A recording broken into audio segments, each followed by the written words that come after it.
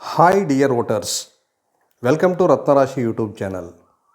ಮತದಾರರು ಈಗ ತಾವು ಒಂದು ವಾರ್ಡ್ನಿಂದ ಮತ್ತೊಂದು ವಾರ್ಡ್ಗೆ ಅಥವಾ ಒಂದು ವಿಧಾನಸಭಾ ಕ್ಷೇತ್ರದಿಂದ ಮತ್ತೊಂದು ವಿಧಾನಸಭಾ ಕ್ಷೇತ್ರಕ್ಕೆ ಅಥವಾ ಒಂದು ರಾಜ್ಯದಿಂದ ಮತ್ತೊಂದು ರಾಜ್ಯಕ್ಕೆ ಶಿಫ್ಟ್ ಆಗಿದ್ದರೆ ಅಂತಹ ಮತದಾರರು ಸ್ವತಃ ತಾವೇ ಆನ್ಲೈನ್ನಲ್ಲಿ ಅರ್ಜಿ ಸಲ್ಲಿಸಿ ತಮ್ಮ ವೋಟರ್ ಐ ಡಿಯನ್ನು ಶಿಫ್ಟ್ ಮಾಡಿಕೊಳ್ಳುವುದು ಹೇಗೆ ಎಂಬುದನ್ನು ಇವತ್ತಿನ ಈ ವಿಡಿಯೋದಲ್ಲಿ ನೋಡೋಣ.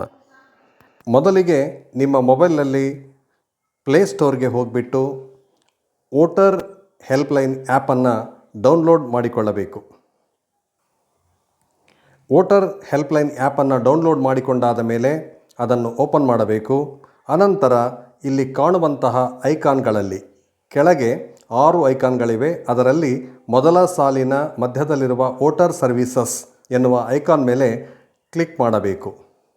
ಹೊಸದಾಗಿ ಆ್ಯಪನ್ನು ಡೌನ್ಲೋಡ್ ಮಾಡಿರುವಂಥವರು ನ್ಯೂ ಯೂಸರ್ ಎಂಬಲ್ಲಿ ಕ್ಲಿಕ್ ಮಾಡಬೇಕು. ಈಗ ಇಲ್ಲಿ ಮತದಾರರ ಮೊಬೈಲ್ ನಂಬರನ್ನು ನಮೂದಿಸಿ ಸೆಂಡ್ OTP ಎಂಬಲ್ಲಿ ಕ್ಲಿಕ್ ಮಾಡಬೇಕು. ನಂತರ ಓಪನ್ ಆಗುವ ಪೇಜಲ್ಲಿ ಮತದಾರರ ಮೊಬೈಲ್ ನಂಬರಿನ ಕೆಳಗೆ ಮತದಾರರ ಹೆಸರನ್ನು ಹಾಗೂ OTP ಎಂಬಲ್ಲಿ ಪಡೆದ OTPಯನ್ನು ನಮೂದಿಸಿ ಸಬ್ಮಿಟ್ ಎಂಬಲ್ಲಿ ಕ್ಲಿಕ್ ಮಾಡಬೇಕು. ಯೂಸರ್ ಕ್ರಿಯೇಟೆಡ್ ಸಕ್ಸಸ್ಫುಲಿ ಎನ್ನುವಂತಹ ಪಾಪಪ್ ಮೆಸೇಜ್ ಕಾಣಿಸುತ್ತೆ.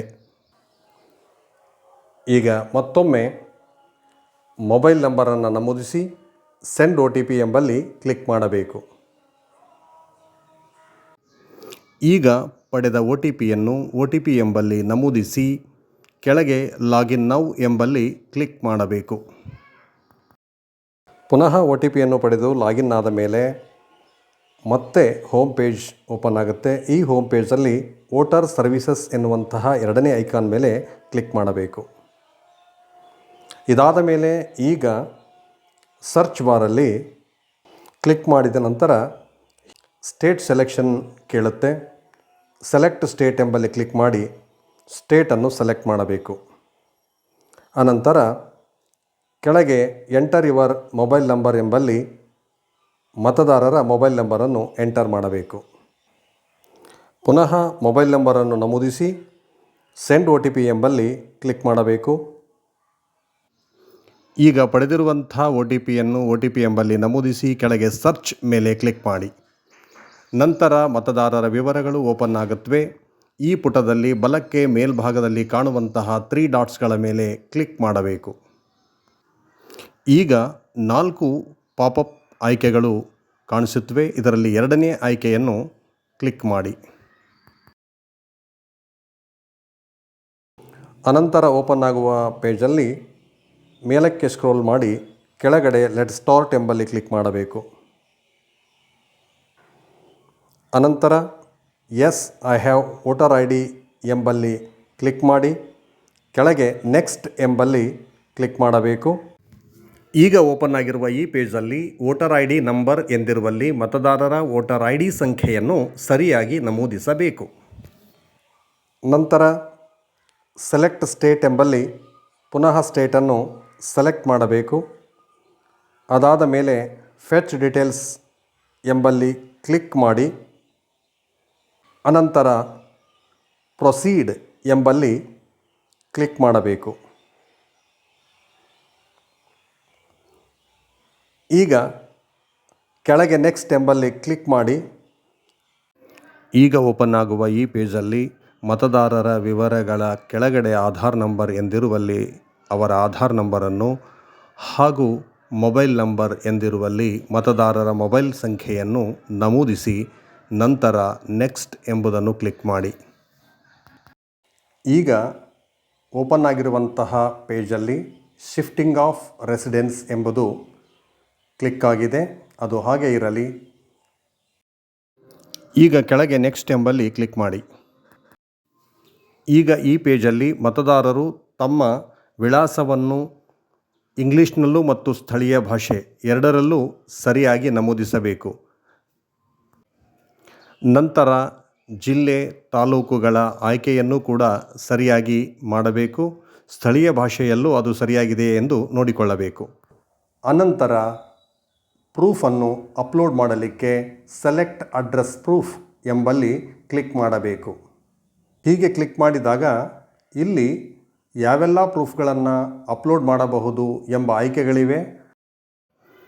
ಈ ಆಯ್ಕೆಗಳಲ್ಲಿ ನೀವು ಯಾವುದನ್ನು ಆಯ್ದುಕೊಳ್ಳುವಿರೋ ಅದೇ ಪ್ರೂಫನ್ನು ಅಪ್ಲೋಡ್ ಮಾಡಬೇಕು. ಈಗ ಪ್ರೂಫನ್ನು ಆಯ್ದುಕೊಳ್ಳಿ.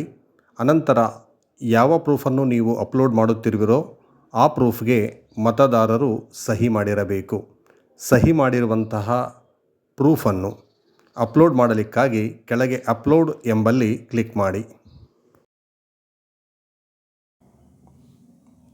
ಕೆಳಗೆ ಅಪ್ಲೋಡ್ ಎಂಬಲ್ಲಿ ಕ್ಲಿಕ್ ಮಾಡಿದಾಗ ಪ್ರೂಫನ್ನು ಅಪ್ಲೋಡ್ ಮಾಡಲು ಇಲ್ಲಿ 2 ಆಯ್ಕೆಗಳಿವೆ. ಈಗಾಗಲೇ ಫೋಟೋ ತೆಗೆದಿದ್ದರೆ ಗ್ಯಾಲರಿಯಿಂದ ಆಯ್ಕೆ ಮಾಡಿ ಅಪ್ಲೋಡ್ ಮಾಡಿ, ಇಲ್ಲ ನೇರವಾಗಿ ತೆಗೆಯುವಂತಿದ್ದರೆ ಕ್ಯಾಮರಾ ಮೇಲೆ ಕ್ಲಿಕ್ ಮಾಡಿ ಪ್ರೂಫನ್ನು ಅಪ್ಲೋಡ್ ಮಾಡಬಹುದು.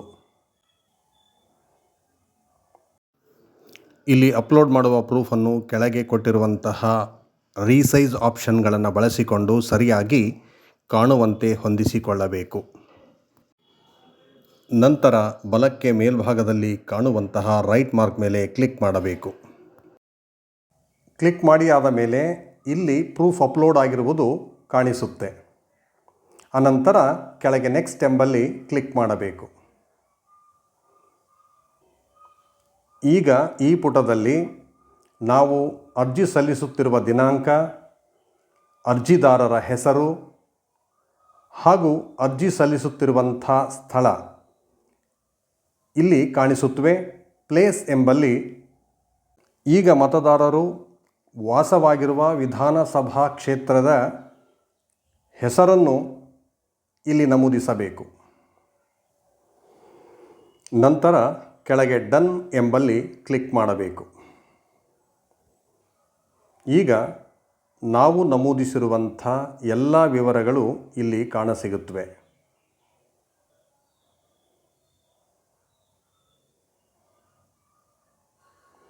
ಈ ಎಲ್ಲ ವಿವರಗಳು ಸರಿಯಾಗಿದ್ದಲ್ಲಿ ಕೆಳಗೆ ಕನ್ಫರ್ಮ್ ಎಂಬಲ್ಲಿ ಕ್ಲಿಕ್ ಮಾಡಬೇಕು.